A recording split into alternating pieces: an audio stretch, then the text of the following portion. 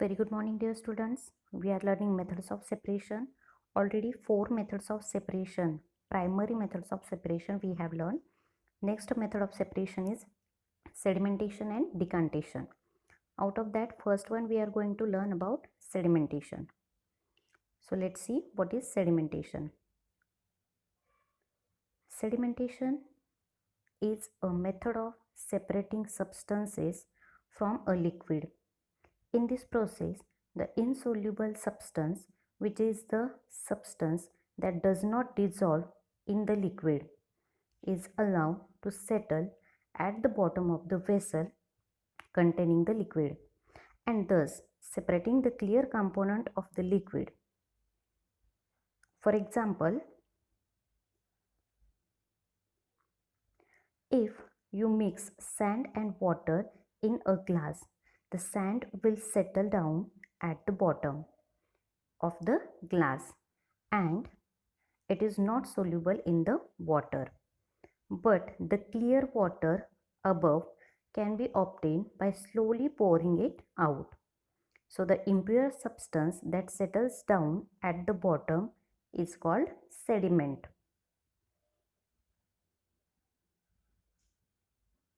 Now what is decantation?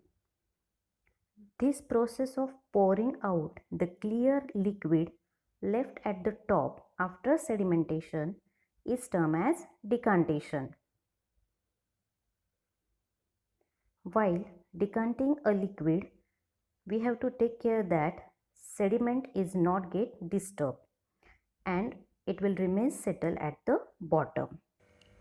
Next method of separation is filtration.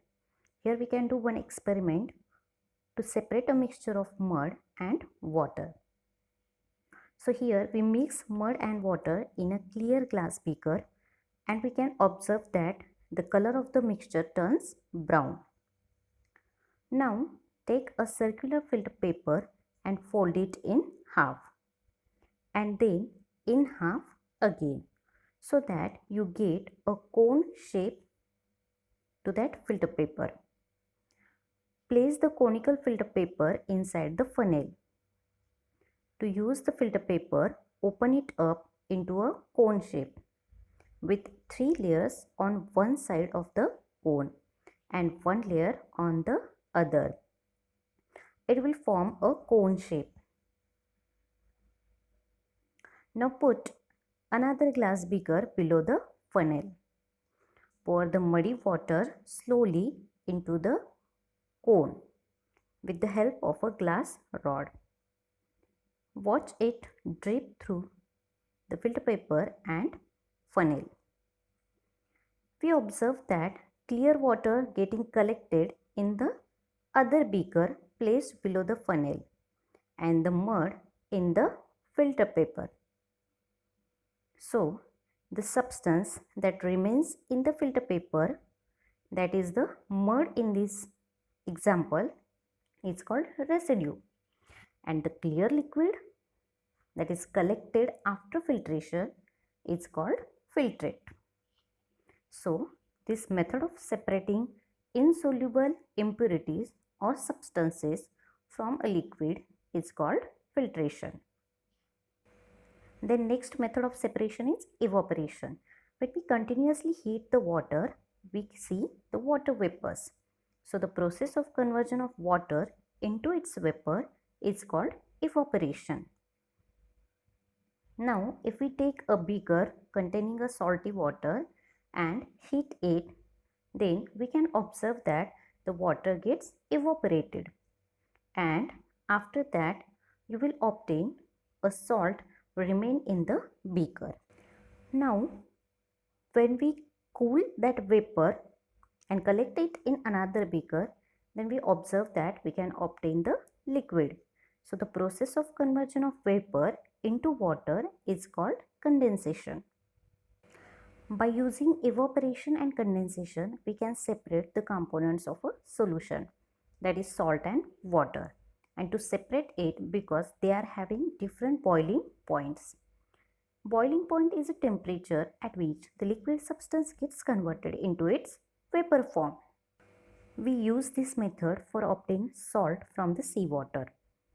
We are collecting seawater in a shallow pits. Due to the heat of sunlight, that water gets evaporated.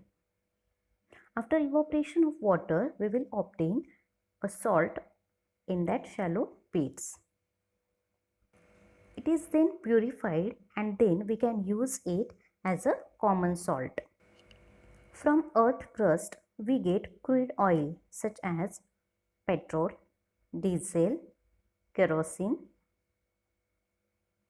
So, they are separated with the help of fractional distillation method, in which evaporation and condensation methods are used. Next point is saturated solution.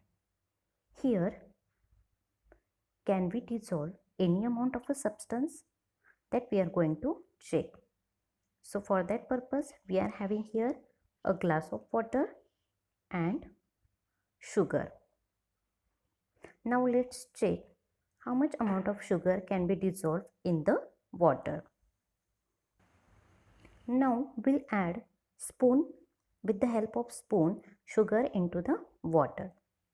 So here is the first spoonful of sugar is added into the water. After adding, stir it well and observe the changes. You can observe that after stirring it, the sugar get dissolved into the water totally. You can see the clean water again. Now again, we can add a spoonful of sugar into the water and again try to dissolve it. After stirring well, it will dissolve again. Again keep 1 spoonful of sugar into the water and try to dissolve it into the water. Now this time the sugar is not dissolved completely. It will remain into the glass of water. So here we can understand that a fixed quantity of sugar can get dissolved in a fixed quantity of water. Now it is not just a sugar only, but it will happen same for salt also, for baking soda also, or for the dissolving substances into the water. It means that a saturated solution get created here, and that's why the sugar is not dissolving many more into the liquid. So you can try with other substances also which are dissolving into the water to obtain a saturated solution. So here a saturated solution means when you are adding any dissolving substance into the water, its fixed quantity can be dissolved into a fixed quantity of water. When a substance cannot be dissolved further in a solution, then the solution is known as saturated solution. So here we get saturated solution of sugar.